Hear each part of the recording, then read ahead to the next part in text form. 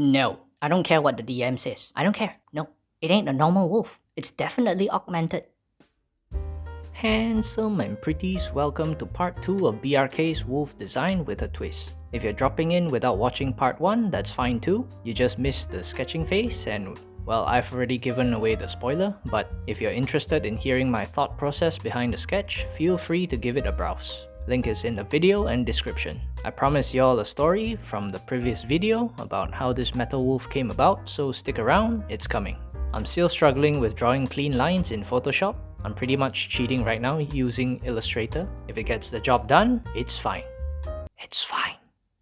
That being said, I do want cleaner lines for Photoshop. My sketches take like an hour. Yeah, I'm really slow. I keep beautifying the sketches without realizing it until I'm like nearly done. Terrible habit. 11 out of 10 wouldn't recommend. I'm trying to break out of it, but one day, I'll finally break this bondage that saps me of my time. That'll be the day I post a one-part video on the design process. So subscribe if you haven't. Join me on this journey to see if I actually get there by the end of the year.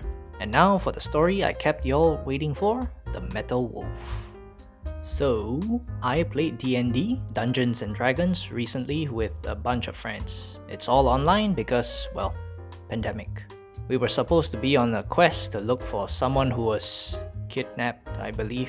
We fought a bit, got ambushed, snuck around until we finally got to the place where we needed to be. Everything was kinda tense, but the party was doing fine, and then the final boss for the chapter appears. And look, this guy was huge. He had this weapon called a Morning Star, and he was all intimidating and stuff, but get this, he wasn't the problem.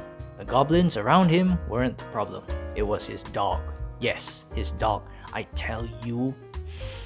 It was dodging my attacks everywhere, and for you D&D buffs out there, I had high dexterity. High dexterity, which means the likelihood of missing is pretty low. I think so.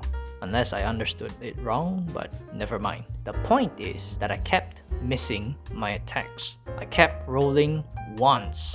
And this wolf was dancing around me, taking bites out of me like some bag of meat. From full HP, it got me down to 2. 2 HP. Guys and girls, do you know how intense that was? When I ask a girl I like out on a date, my anxiety level goes from calm to DEFCON 4, 3, 2, and finally 1 in this slow process that builds over time until she finally accepts or rejects it. This dog made me go all the way from calm to DEFCON -20 in my first turn. When I finally landed a hit on this thing, get this.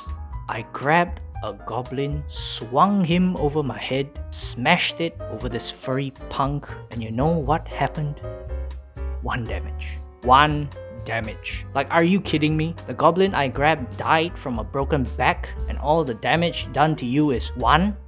1?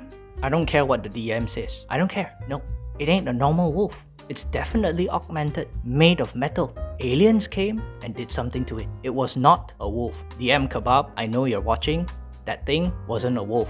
You can't lie to me. You rolled a natural 1 on persuasion and I ain't buying it. No. No.